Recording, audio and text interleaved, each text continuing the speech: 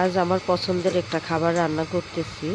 তো মা গিয়েছিল, আমার নানা বাড়ি গিয়েছিল গ্রামে।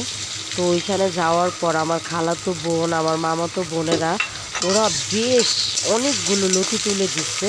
মানে জংলা লতি এক কথায় বলা চলে। এই যে রাস্তার কিনারে যে কচু গাছগুলো হয় ওইখানে যে লতিগুলো হয় ওই লতিগুলো তুলে দিয়েছে। তো আমি তো লতি অনেক পছন্দ করি। আমি যখন তখন বাজার থেকে এনে লতি রান্না করে খাই।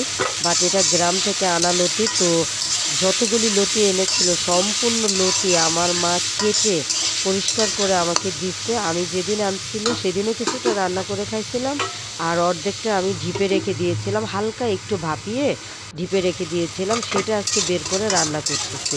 তো প্রথমে আমি তেলের মধ্যে এখানে আমি চিংড়ি মাছ দিয়ে দিলাম। চিংড়ি মাছটা প্রায় 2 থেকে 3 মিনিট সময় নিয়ে ভাজলাম। ভাজার পর আজ আমি লতিতে একটু আলু ব্যবহার করতেছি। তো আমি এখানে আলুটা দিয়ে দিলাম। আলুটা আগে আমি ভেজে নিলাম সুন্দর করে। মানে এখানে আমি প্রায় আলুটা 50% ভাজার মধ্যে সেদ্ধ করে নিচ্ছি। এইভাবে লতি রান্না করলে না খুব মজা লাগে। আপনারা এইভাবে একবার একটু রান্না করে খেয়ে দেখবেন।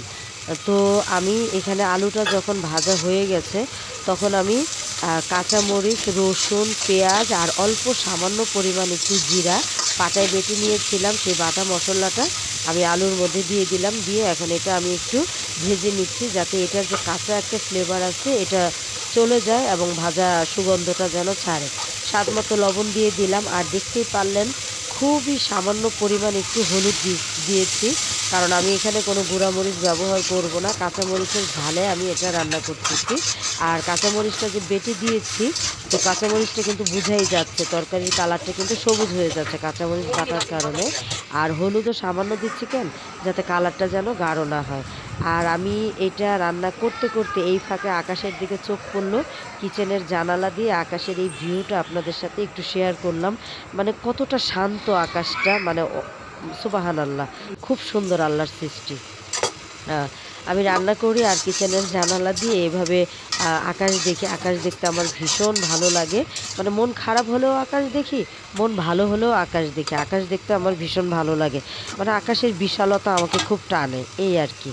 তো যাই হোক, আমার এখানে যখন মশলাটা ভাজা হয়ে গেছে তখন আমি সামান্য একটু পানি দিয়ে ভালো করে আবার কষিয়ে নিয়েছি। কষিয়ে নিয়ে এখানে আমি যে লতিটা সেদ্ধ করে ফ্রিজে রেখেছিলাম, ওইটা আমি সকালেই বের করে রেখেছিলাম। এখন তো আমি দুপুরে রান্না করতেছি, তো লতিটা ততক্ষণে ছেড়ে দিয়েছে। আমি লতিটা দিয়ে দিলাম। দেখতেই পাচ্ছেন লতিগুলো কত সুন্দর আস্তে আস্তে রয়েছে, এবং রান্নার শেষ পর্যন্ত আপনারা দেখতে পারবেন যে মানে কতটা সুন্দর মানে লতিটা থাকে, যে লতিটা গলে যাবে না, এটা কোনো ভাবার কোনো কারণই নাই। তবে এটা জংলা লতি আমি শুরুতেই বলেছি, যার কারণে প্রচণ্ড গলা চুলকায় ভাই। আমি তো প্রথম দিন রান্না করছি, সেদিন আমি বুঝতে পারি নাই। আমি মানে প্রথমে যখন রান্নাটা হয়ে গেছে তো আমি একটু লবণ চাখার জন্য একটু মুখে দিয়েছি, দিয়ে দেখি প্রচণ্ড গলা চুলকাচ্ছে। তখন আমি কি করব, আমার আবার ফ্রিজে জলপাই রাখা ছিল, আমি ফ্রোজেন করে কিছু জলপাই রেখে দিই সারা বছরের জন্য টক খাওয়ার জন্য। তো তখনও আমি জলপাই দিয়ে দিয়েছিলাম। আজকে আর এই ভুলটা করিনি। আজকে লতি দেওয়ার সাথে সাথে এখানে আমি প্রায় 5টা জলপাই আস্তে আস্তে দিয়ে দিয়েছি। জলপাইগুলিও ভাঙবে না। খুব আলতো হাতে নেড়ে নেড়ে রান্নাটা করব, তো জলপাইগুলিও ভাঙবে না।